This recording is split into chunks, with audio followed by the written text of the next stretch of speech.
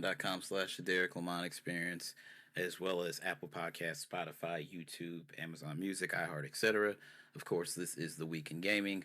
I'm your host, Derrick Lamon Jackson. Again, Happy New Year, Happy 2025. If you didn't catch me saying it last time, hope that the year is treating you guys good so far. The future's bright, I believe, and we're going to keep on pushing. So, having said that, let's get on down to business. Usually there's like a lull from early December to right about now from the Game Awards after that, but it's kind of been busy with news. So, there's more Switch 2 stuff coming out, and at this point, I think Nintendo needs to just go ahead and show us the thing because I think we actually have seen the Switch 2 online a lot.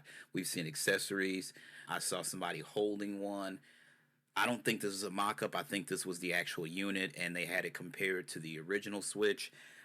It looks bigger, for sure. The magnetic Joy-Cons look really cool. So I think we're just at the point where it's like Nintendo's got to just go ahead and show it to us.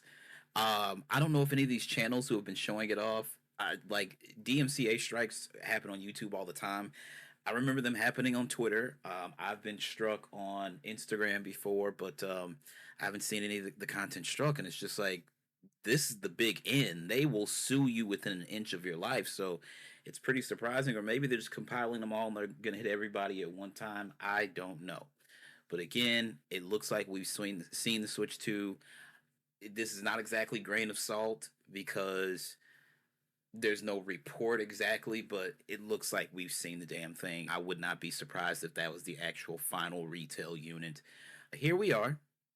Anyway, really quickly before I get into the stories, CES was this week. Didn't really have anything directly from Microsoft. Nintendo was obviously planning something regarding the Switch 2 soon, so I didn't see anything from them. But there were some announcements from Sony.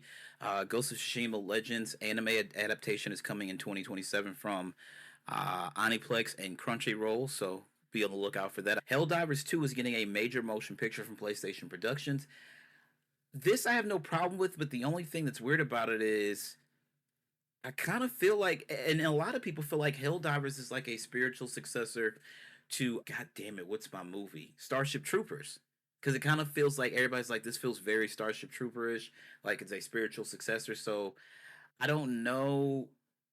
You know, it would be very, very interesting if they did some sort of like crossover or something like that, considering it's, humans against bugs and basically, I guess the same thing in Helldivers 2. I don't know, it's supposed to get a major motion picture.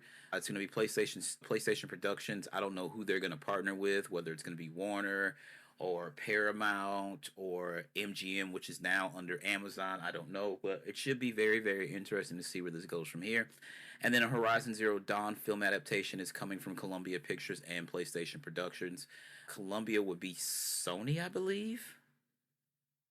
Yeah, it's part of the Sony family, so they're keeping it all in-house. Pretty cool. I still think this should be an anime, just like I believe even CG would be fine. That Legend of Zelda film, that should not be live action. That should 100% be animated. Like, nobody had a problem with the computer generated Super Mario Brothers movie. That it just makes no sense why they would have built so much good faith with that film and then be like, okay, the Legend of Zelda is going to be live action.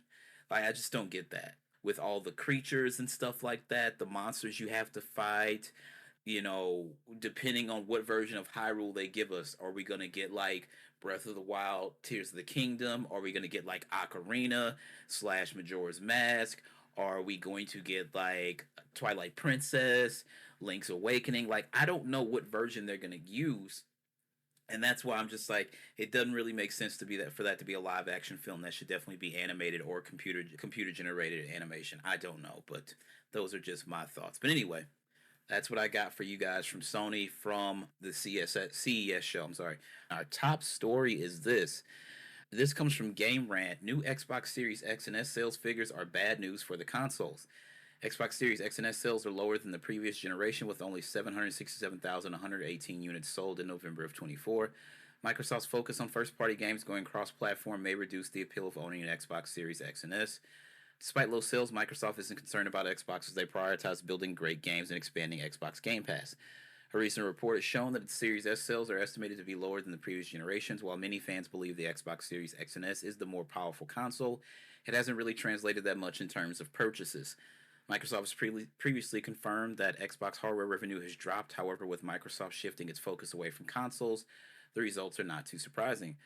With Microsoft bringing first party games to other consoles, it effectively gives fans less of a reason to own an Xbox Series X or S. Although the company has clarified that only select titles will go cross platform, many gamers feel that owning a PlayStation or even a Switch could be a better choice, since many of the first party exclusive games from those consoles don't arrive too often on Xbox. You could also throw a PC in there. Maybe own a PC and have a PlayStation and then a Switch. I have a Series X, I have a Series S, I have a PlayStation 5, I have a PlayStation 5 Pro, I have a Switch. I'm going to get the Switch too. I believe that is the name, and it looks like we may have seen the logo as well. Popular website VG Charts latest sales estimates showed that the Xbox Series X and S was struggling. Series S and X only sold 767,118 units during November of 2024 versus the 4,120,898 PS5 units and the 1,715,636 Switch consoles. The Switch is on its back legs. It's on the back end of its life now. Like, it's still going to sell after the second one comes out, but we know that the second one is coming now.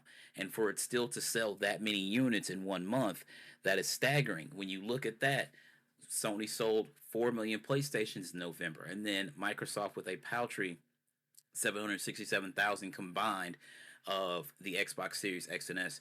The more interesting thing is that even though the PlayStation 5 is out there and readily available, they sold 4,118 PlayStation 4s in November as well. So it's like, well, they only sold 4,000. Yeah, but that's a console that is 10, oh, actually, God, it's 12 years old this year, right? And it's still selling. Now, it's not selling at a high clip because your new hardware is out there and you have a refreshed line of the current hardware. But the Switch is now, what is it, 8 years old and still sold 1 million units in November. So you kind of have to look at it. If you're Microsoft and you're looking at these sales numbers, why do you want to invest in another console? I don't know, and we have more on that in a second. Microsoft has previously admitted that the Xbox lost the console wars. While the company has been aggressive in buying out and acquiring major developers for its games, this hasn't gone well for its console units. Industry insider Matt Piscatella previously claimed that the Xbox Series X and S was doing well despite low sales. While this might prove true, as lifetime sales are around 31 million, it still shows that Xbox hardware hasn't spoken as much to possible consumers as the other consoles of the same generation. Granted, Microsoft has admitted several times that the Xbox is not focused on console sales. Part of Xbox strategy is just to build great games, with an even bigger highlight in digital libraries and cloud gaming. With Xbox Game Pass enjoying a growing and healthy number of subscribers coupled with many game releases, the company has etched a nice space wherein it can succeed well in the video game industry. With rumors that some more of the exclusive titles will be also coming to other consoles in the near future, it could lead to a different direction for Xbox and Microsoft. It's only a matter of time until Microsoft decides its next course of action in regard to console production and if it plans to focus on digital gaming or even software production. The Switch 2, as we know it, is going to be as powerful as a PlayStation 4 or an Xbox One. And the DLSS, the super sampling technology that Nintendo is using, is going to make it look like it's going to be able to run these brand new games that are coming out on the PlayStation 5 and the Xbox Series X and S console and PC. That can't help Microsoft. That just can't, because if it's like, at this point, well, Nintendo's not going to put they're not going to put Mario or Zelda on PlayStation hardware. They're not going to put it on PC. Sony is not going to put The Last of Us, the new Galactic game, the next God of War title, or whatever Sony Ben is working on. They're not going to put that on Xbox. It'll go to PC a year, maybe a year and a half, 2 years after it's released, but it's not going to Nintendo either. So for Sony and Nintendo, they're like, well, we can sit here and continue to play this game. Nintendo's probably not giving Sony anything, and it's far-fetched to Sony, other than Lego Horizon Adventures. I can't think of another PlayStation title other than the MLB The Show, right? Nintendo's not going to PC. Sony will go to PC after they've released it on console and let it breathe for about a year on their hardware, right? Then they'll go to PC. Microsoft doing day and date, everybody's like, well, this is the way it's going. Sony's going to do it too. You guys are stupid if you don't believe that. Here we are. It's like, no, that's not the way it's going. And you cannibalized your console. Also, you gave people games essentially for a nominal cost for so long, and you hyper condition them to believe that, hey, as long as I pay this $20 a month, I don't have to pay for any games, first party games. Then you said, well, yeah, if you pay the $20 a month, you get it, but the people who are on the tiers lower than you, they no longer get that. So they took day and date away from the other Game Pass tiers. So it's kind of a mess over there. But again, I get it. You spent $80 billion acquiring two publishers. You have to get that money back. There's a lot of people who invested on the board of directors and other stuff like that. They want a return on their investment. So I understand why Satya Nadella's like, yeah, who cares about console exclusives? Yes, go ahead and put Indiana Jones and the Great Circle on the PlayStation 5 next spring. Go ahead and put this on PC day one. They're running into a wall they've built for themselves. If I only subscribe to the Xbox console, if that was my console of choice and I played nowhere else, I would be very upset if I had invested as much money into an ecosystem that a lot of these people have invested in. It's not that bad. It's like that meme. I don't know what cartoon it comes from, but the dog is sitting in the room. I think he's got like the pork pot hat on, and the room is on fire. He's like, this is fine. It's like, it's not. If you're okay with it, then that's perfectly fine. But consoles, exclusive sell consoles. Sega would have never sold the Genesis if they had given if they had been third party and put Sonic the Hedgehog on the Super Nintendo or the NES. And Nintendo would not have sold the Super NES if they put Super Mario World on the Sega Genesis. Now, Nintendo had way more of a market share than anybody had at that time. So maybe we can play these hypotheticals all day long, but Genesis doesn't make it if Sonic the Hedgehog doesn't come out and become a hit. If they had put that on Nintendo, they would have cannibalized the Sega Genesis console. Sega killed themselves because of mistakes they made. They never truly moved. Like the Genesis, like different iterations. There was the Y Genesis, which is the one that my brother and I had. And then they had the first version of the Sega CD. And like nobody we knew had one. And then you got the slimmer Genesis. And you got the second edition of the Sega CD, which sat next to it. And then you got the 32X that sat on top of that. And then the Sega Saturn came, and then they got rid of that real quick, and then the Dreamcast came, and then the PlayStation 2 came out and ate the Dreamcast's lunch, and also Dreamcast games were easily piratable, so it's like, boom, it's all over. Now, I'm not saying that's what's going to happen to Xbox because, again, they're a subsidiary of Microsoft. That's not going to happen. The pockets are very much deep over there, but the mistakes are the issue, and I just don't know if one day the other shoe's gonna drop and Sarah Bond is gonna be left holding the bag. You know what I mean? So I'm looking at this whole situation and I'm just like, I don't know if I only invested in the Xbox ecosystem, I wouldn't be so optimistic about the future of the brand. Now, that leads me right into the next story, and this comes from our good friends over at Insider Gaming. So they said there's a new rumor that Xbox Next Gen console is a 2026 release and it will be called Xbox Prime. That could just be the code name, I don't know. This kind of could have been in grain of salt, but it fit more with this. So the news comes from X, formerly Twitter, account, quote, The Ghost of Hope, who has a history of posting primarily Call of Duty leaks. According to Hope, he said that he's heard the next Xbox console is still coming in 2026 and will be called Xbox Prime. 6 years generally would be a console life cycle. The Nintendo Entertainment System got to the US in 1985. The Super Nintendo came out in the US in 1991, 6 years. The Nintendo 64 came out in 1996, 5 years. The GameCube came out, I want to say 2001, 5 years. The Wii came out 2006. It came out the same weekend as the PlayStation 3. The Wii U came out 2012, I believe. 2012. 2011, 2012. I want to say 2012. And then the Switch came out 2017. First Xbox came out 2001. Xbox 360 came 2005. Xbox One came 2013. Xbox Series X and S came 2020. So 2026, Xbox is still in that area where they generally release their consoles. Ghost of Hope goes on to say, he continues to say that it's unclear if the console's name is the code name or not, and that Infinity's Ward next Call of Duty title, presumably Modern Warfare 4, will be a day one release. They were talking about this is going to be the biggest leap in console gaming. They said this when they had some conversations last year with us. I want to say developer direct in January, and they might have said something also during summer game season, which we formerly used to call E3. Um, he continues to say it's unclear if the console's name is a codename or not, and that Infinity Ward's next Call of Duty title, presumably Modern Warfare 4, will be a day one release. Hope later continues that the next Xbox next generation release is pretty much an open secret within the industry. They were supposed to have a different version of the Xbox Series X this year last year that was supposed to be more of a cylinder, and it was supposed to remove the disk drive. Well, we got the Xbox Series X, still the box, but removed the disk drive. So they didn't go that far. If the rumor proves to be true, it could suggest that we could be hearing about the next generation Xbox sooner rather than later, possibly by the end of the year. As Hope points out, hopefully the rumor leads to others with knowledge of the console speaking out to other leakers or journalists to confirm or deny the rumors. As of September 2024, the Xbox Series X and S has sold 29.64 million units, half of the PlayStation's 560 million units. Remember, we said they were being outsold 2-1. There you go. As Corden says that, quote, there's no such thing as Xbox Prime launching in 2026. Jez has been right, and Jez has been very much wrong as well. Someone in the comments said this is fake. Apparently, I'm still looking forward to something new from Microsoft, though. Apparently, Microsoft will combine Xbox and Windows together to enhance the handheld experience.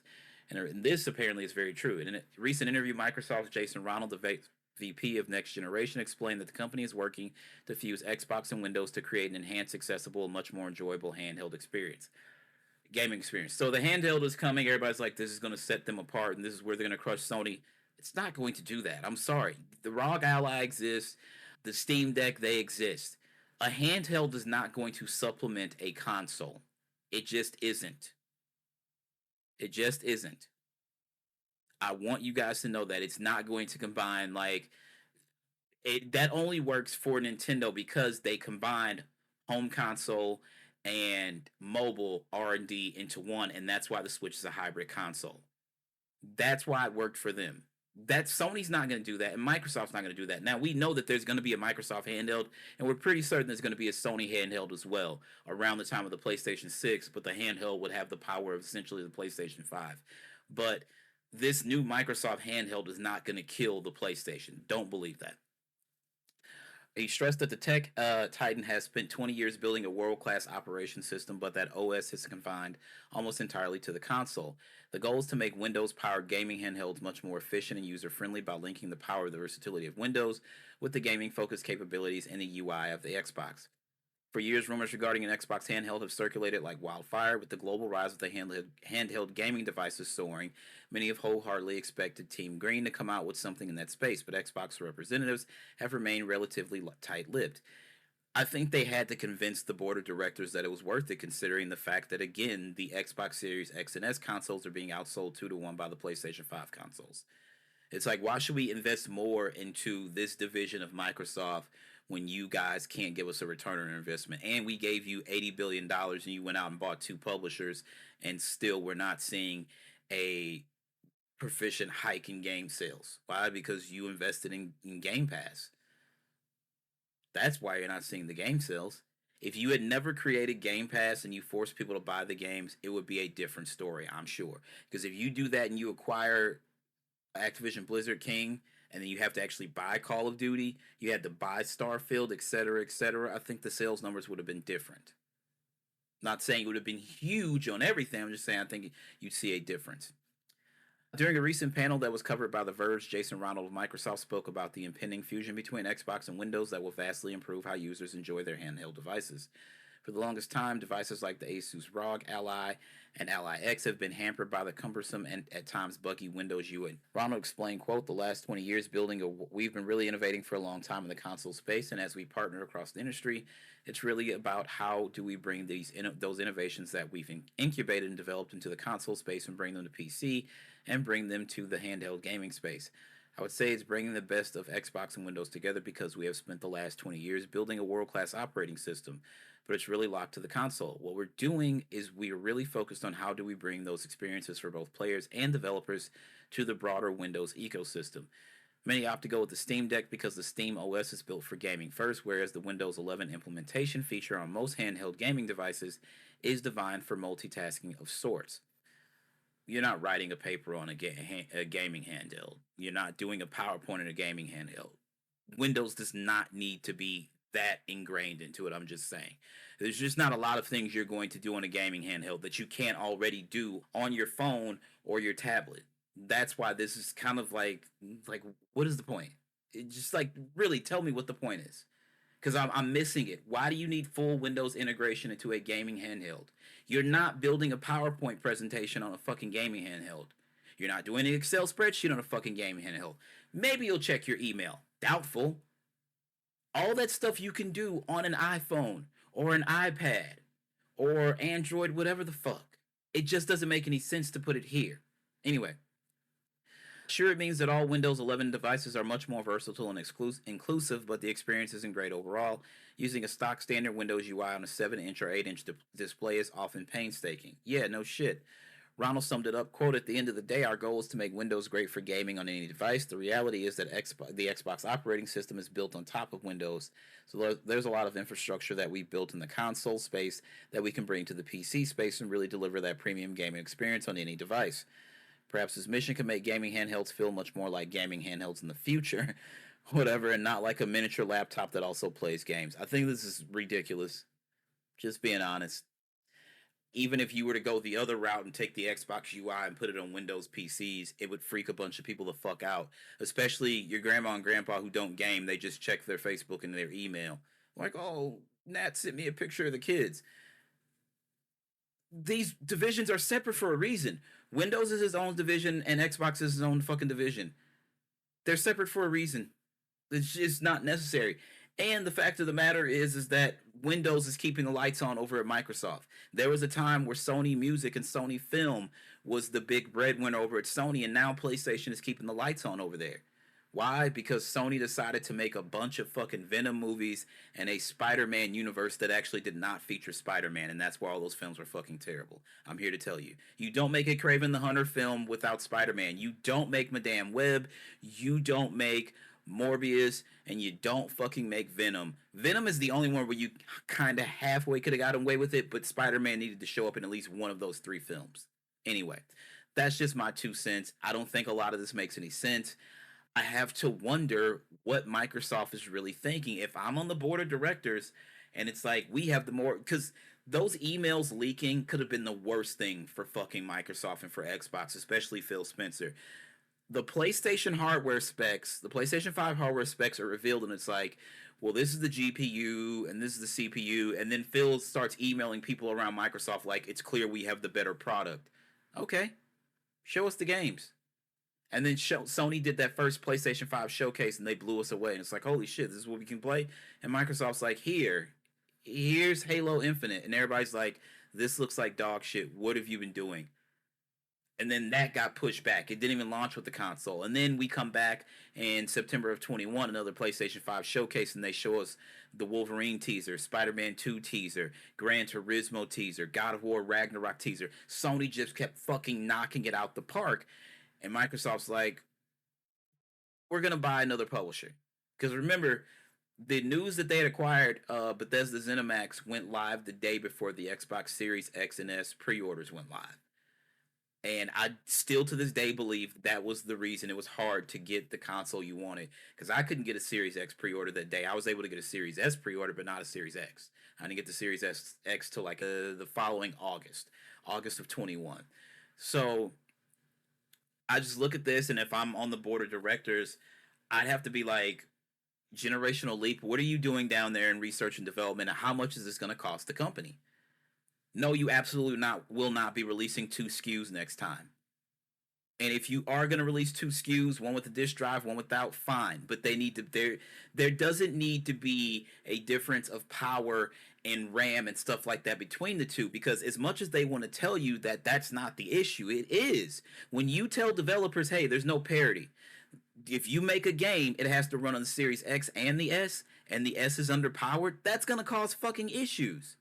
And we've known that since these consoles released back in 2020. It is now January of 2025, and people still want to tell you the Series S isn't holding anything back. You're a goddamn lie. Yes, it is. And the developers have told you that, and they're like, no, they've got secret deals with Sony. Sony's never been secretive about the exclusive console exclusive deals they've worked out with second party and third party developers. So why they would be so quiet about Black Myth Wukong? Are you fucking kidding me? Okay, whatever. Anyway, moving right along, this comes from our friends over at VideoGamesChronicle.com. Resident Evil 4 Remake is by far the fastest selling as it clears a new milestone. Capcom's Resident Evil 4 Remake has now sold over 9 million copies since its release in March of 2023, the company has announced. That means in less than 2 years, the remake has entered Capcom's top 10 best-selling games ever and potentially already outsold Resident Evil 3's remake, Resident Evil 6, and Resident Evil 5. As noted by business development manager and Resident Evil expert Alex Annual, this also makes Resident Evil 4 Remake by far the series' fastest-selling installment to date to reach 9 million sales. Resident Evil 4 would have sold at least 1 million copies in its 8-quarter on sale, October to December of 2024. The previous best performers in the same window were Resident Evil Village, 500,000, Resident Evil 7, 400,000. 4 is by far the fastest selling RE in history. It's not a competition at all. Previous RE games sold in their 8th quarter. Again, RE Village 1 million plus for a total of 9 million. RE4 1 million plus for a total of 9 million. Village 500,000 for a total of 7.9 million. RE7 400,000 for a total of 6.1 million. RE3 300,000 for a total of 5.2 million. RE2 300,000 for a total of 7.8 million. RE6 100,000 for a total of 5.9 million. I don't know why there's not a standard Resident Evil remake yet. They better not even fucking go to 5 or 6 without, like, 1 doesn't need a remake. Yeah, the fuck it does. There's a perfectly fine version. That version was built for the fucking GameCube. Do I not have to go back and remind you the GameCube came out in like fucking 2001? Like, let's not be stupid here. That game needs to be remade. Period. Like, we're not having that conversation. That's one thing we're leaving in 2024. Anybody still saying that Resident Evil HD is perfectly fine is a fucking idiot. It's got tank controls. Visually, it's completely fucking outdated. Like, come on, let's be real here. Like, fuck it. Like, seriously. Capcom has released 3 commercially successful Resident Evil remakes so far. The Resident Evil 2 remake was released in January of 2019, and as of September, it had sold 14.5 million copies, which is more than any other series entry. Its Resident Evil 3 remake followed in April of 2020, has sold 9.2 million units. Publisher has confirmed it's planning to release more Resident Evil remakes, thank God, and it better be the first one, which VGC understands will continue to be based on the franchise's earlier classic titles. Speaking in December of 2023, Resident Evil 4 remake director Yoshihiro Enpo was asked if Capcom wanted to add to these with more remakes. Quote, yes, he responded, we've released 3 remakes so far and they all have been received very well. Since it allows a modern audience to play these games, it's always something I'm happy to do as someone that loves these older games and we want to continue doing more. Quote, what game will we remake in the future is something that we would like to announce in the future, so please look forward to it. Resident Evil needs to be the first one. Period. Needs to be the first one. There's no conversation, no discussion about that. Let's just be fucking realistic here. That game is absolutely... Don't tell me it's playable. It's not. I tried last spring. It is not. It's just not. It's not. In other news, Yoshinori Kitase has some news, or not exactly news, just a hope of his. Final Fantasy VII director would, quote, love another movie based on the game. Series brand manager Kitase, who directed Final Fantasy VI, 7, and 8, is currently serving as producer on Final Fantasy VII Remake trilogy, was asked about the potential for a movie or TV adaptation during a recent interview. Quote, we don't have anything officially planned, and so this is just strictly my personal sort of wish, but yeah, I've heard about various Hollywood directors and actors playing Final Fantasy VII, and many creators also respect the title, Kitase told Danny Pena. Quote, I've been hearing things about creators out there who are very interested in the property, who love the Final Fantasy VII universe, he continued. And so, yeah, personally, I'd love to see something come out, these creators, in terms of like a cinematic or some kind of visual piece. Kitase also previously worked on Final Fantasy VII Advent Children, a 2005 CG film that continued the story of the original game. Advent Children Complete, the director's cut of the movie, had a limited run in U.S. theaters for the first time last year ahead of the PlayStation 5 release of Final Fantasy VII Rebirth, which will be released on PC this month, January 23rd of 2025. Would I like to see them do the trilogy over, or the game? I think that they would have to break the film in the trilogy to give everything what it needs. I think that Yuffie joining the party, I think all of Midgard should be one film. I think once they get onto the world map, that should be another film. I think from the death of Eris, and don't tell me this is a shock or a spoiler because the fucking game came out in 1997. Get over yourselves. If you ain't played it, you should have got on YouTube by now, whatever. I think that the third film in the trilogy should pick up from there. Basically, just like they're doing the remake series of the game. I think that's a perfect way to do it. I think it would look absolutely amazing. I think CGI would be the way to go.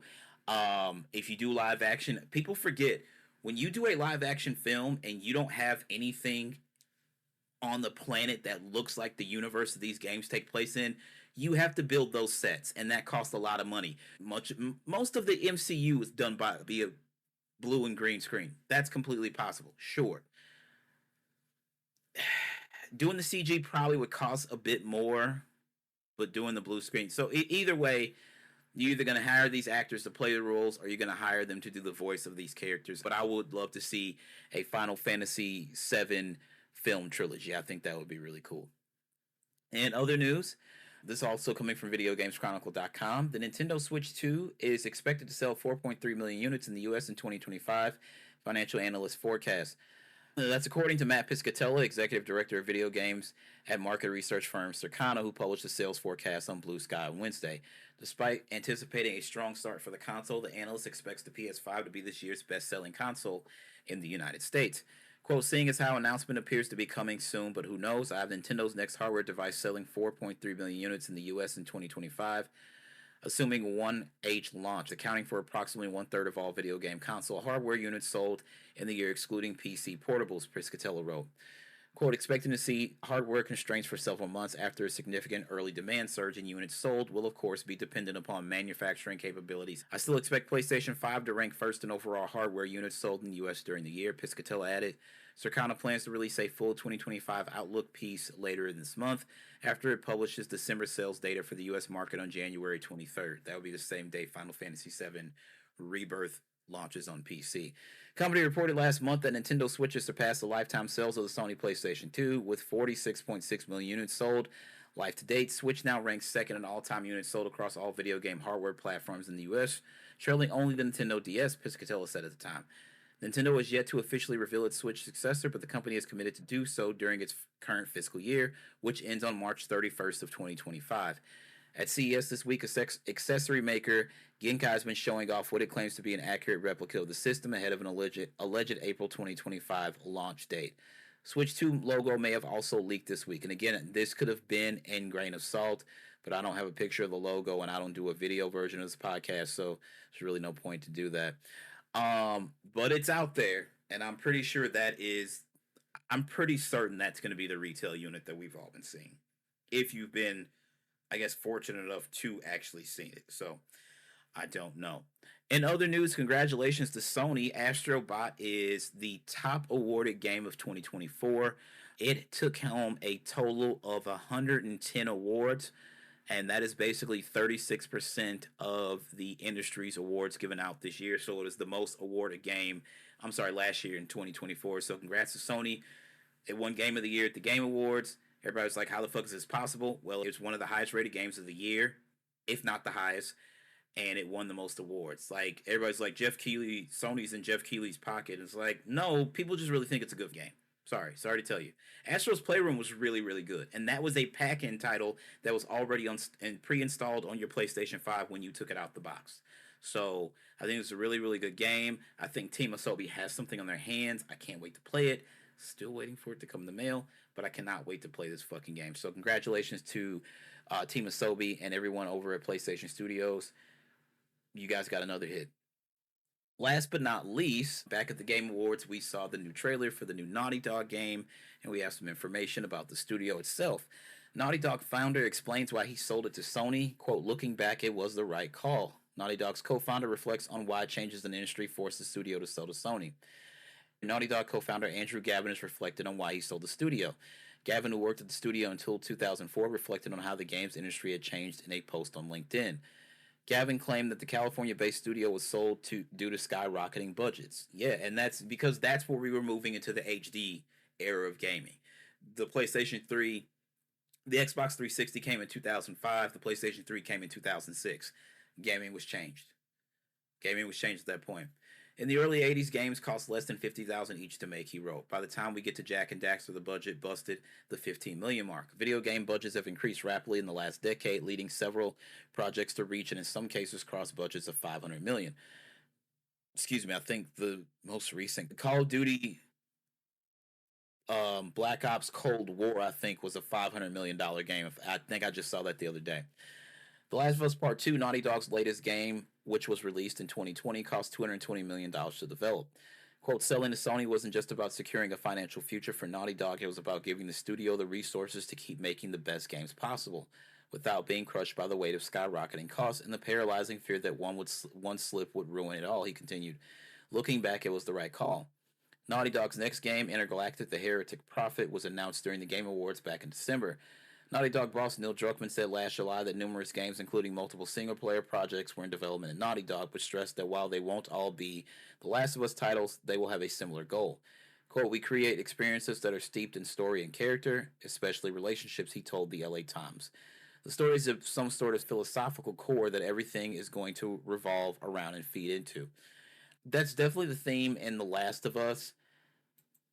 I think each Uncharted game kind of has its own theme, so I don't know. It depends on who you're asking or what your thoughts are on the game and its universe. But I don't know. That's all I got for you guys today. Something could break tomorrow, but I'm recording a day early because, well, we've got 5 days of playoff football coming. The college football playoff national semifinals kick off on Thursday night, and then we got a game Friday night, and then we got some NFL games on Saturday, Sunday, and on Monday. So I want to get out ahead of everything and also have some more editing to do for more content on Patreon. If you're listening to the show on the free feed, Spotify, Apple, iHeart, YouTube, etc., jump on over to patreon.com/the Derrick Lamon Experience and subscribe because I've got some great content already coming out over there, and I've got some great stuff planned for the rest of this year and beyond. I'm going to go ahead and end this like I end everything else here. Believe in yourself first and foremost, because if you don't believe in yourself, of course, nobody else will believe in you. As always, my name is Derrick Lamon Jackson, and that is my time. Y'all have a good one. Peace out.